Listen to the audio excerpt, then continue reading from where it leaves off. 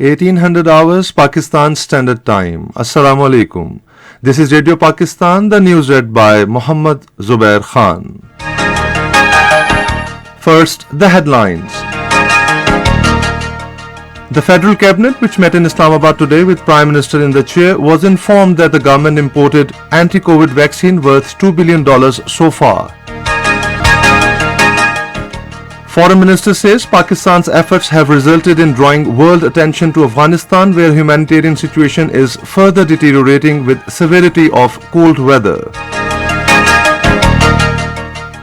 Pakistan and the United Kingdom have agreed to finalize and sign at the earliest agreements for repatriation of convicted citizens and criminals. Chairman Joint Chiefs of Staff Committee has emphasized on further enhancing the existing defense and security cooperation between Pakistan and Oman.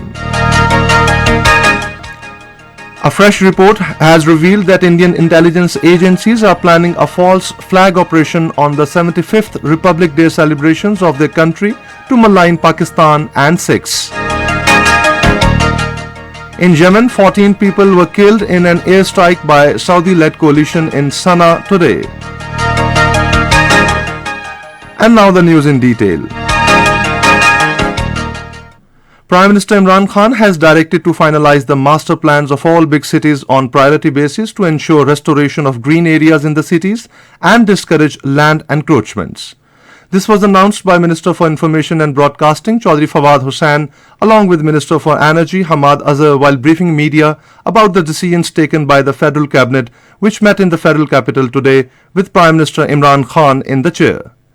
Chaudhry Fawad Hussain said the Cabinet was briefed on the production and availability of urea in the country.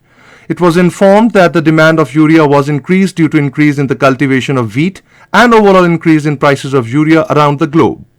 It was apprised that urea prices are 6 times higher than Pakistan. The meeting was also briefed on the electricity transmission system. It was informed that first time in the history circular debt will witness decline from this year. The minister said Federal Cabinet also recommended that Senate and National Assembly should constitute standing committees while keeping in view the element of conflict of interest. About Omicron situation, the minister briefed that daily cases of the virus have reached to 5,000 per day, while 30% increase of patients in ICU was recorded. Till date, vaccination worth $2 billion has been imported. The Senate was informed today that 230 new train bogies have been procured to provide better services to the commuters. Minister for Railways Azam Khan Sawati told the House during question hour that the country will receive the first consignment of these bogies within 3 to 4 months. Azam Sawati said Pakistan Railways is amongst the state-owned enterprises which were ruined in the past due to political appointments. He said the government has introduced a computerized system to improve the performance and efficiency of the department. The House will now meet on Friday at 10:30 a.m. Minister of State for Information and Broadcasting Farooq Habib has asked Election Commission of Pakistan to activate scrutiny committee at the earliest to investigate funding of all political parties including PPP and PMLN. Talking to media in Islamabad today, he said the Election Commission should resolve this issue in line with the decisions of the Supreme Court.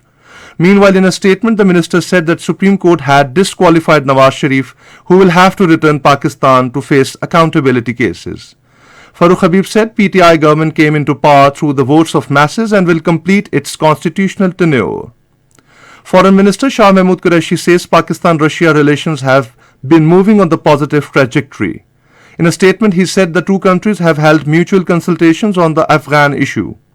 The Foreign Minister said Pakistan's efforts have resulted in drawing world attention to Afghanistan, where humanitarian situation is further deteriorating with the severity of cold weather.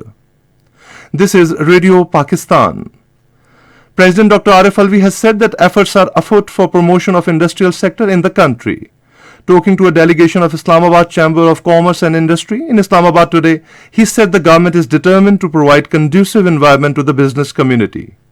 Dr. Arif Alvi was appreciative of the steps taken by the government to provide relief to the entrepreneurs following breakout of COVID-19 virus. Pakistan and the United Kingdom have agreed to finalize and sign at the earliest agreements for repatriation of convicted citizens and criminals. An understanding to this effect came during a meeting between Interior Minister Sheikh Rashid Ahmed and the United Kingdom High Commissioner Christian Turner in Islamabad today. It was realized that the agreements are in the interest of both the countries and there is a need to accelerate progress on it. The two sides were also of the view that bilateral agreements will further strengthen cooperation between the two countries. Speaking on the occasion, the Interior Minister said Pakistan and the United Kingdom have long-standing ties and Pakistanis residing in the United Kingdom are helpful in promotion of bilateral ties. On his part, the British High Commissioner said Pakistan and the United Kingdom have friendly, multifaceted relationship. He also appreciated Pakistan's assistance in evacuation of foreigners and Afghan citizens from Kabul. Chairman Joint Chiefs of Staff Committee General Nadeem Raza has emphasized on further enhancing the existing defense and security cooperation between Pakistan and Oman. Talking to Commander of Royal Navy of Oman, Admiral Saif Nasser Mohsen Al Rahbi in Rawalpindi today, he said Pakistan-Oman cooperation will have positive impact on regional peace and security. General Nadeem Raza reiterated that all regional countries need to work collectively to ensure long-term peace and stability in Afghanistan. The visiting dignitary also appreciated the role of Pakistan's armed forces in capacity building of Oman's armed forces. He also acknowledged the sacrifices made by Pakistan in the fight against terrorism. Pakistan and Qatar have agreed to further promote their bilateral cooperation with special focus on energy sector. An understanding to this effect was reached during a virtual meeting between Minister for Energy Hamad Azhar and his Qatari counterpart Saad Sharira Al-Kabi today. Welcoming the Qatar's decision to set up the LNG terminal in partnership with leading Pakistani companies, Hamad Azhar assured that all possible support will be provided to the public sector in this regard.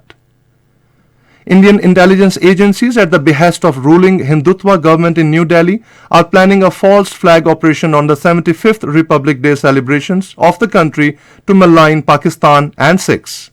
A fresh release today also mentioned report said the so-called security alert raised by the Indian agencies, wherein they have issued a warning about a possible attack on bigwigs attending the Republic Day celebrations on January the 26th.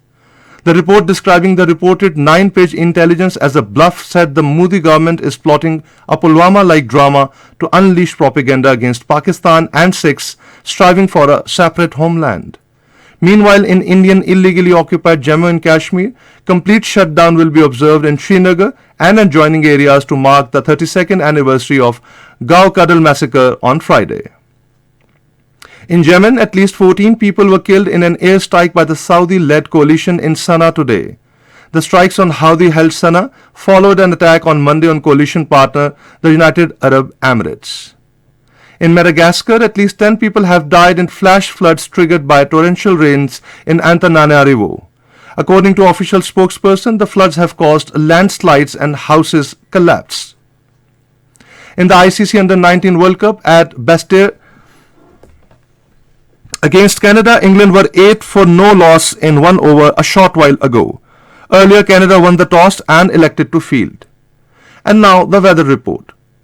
Rain with snow is expected in Upper Punjab, Khyber Pakhtunkhwa, Northwest Balochistan, Gilgit-Baltistan and Kashmir during the next 12 hours. Dense fog is also likely to prevail in plain areas of the Punjab and Upper Sindh during the morning and night hours. And now once again, the headlines. The Federal Cabinet, which met in Islamabad today with Prime Minister in the chair, was informed that the government imported anti-COVID vaccine worth $2 billion so far. Foreign Minister says Pakistan's efforts have resulted in drawing world attention to Afghanistan, where humanitarian situation is further deteriorating with severity of cold weather. Pakistan and United Kingdom have agreed to finalize and sign at the earliest agreements for repatriation of convicted citizens and criminals. Chairman Joint Chiefs of Staff Committee has emphasized on further enhancing the existing defense and security cooperation between Pakistan and Oman. A fresh report has revealed that Indian intelligence agencies are planning a false flag operation on the 75th Republic Day celebrations of the country to malign Pakistan and Sikhs. In Yemen, 14 people were killed in an airstrike by Saudi-led coalition in Sana'a today. And that is the end of the news. For more news and analysis, log on to our website radio.gov.pk and also watch live video streaming of our bulletins on the link facebook.com/Radio Pakistan News.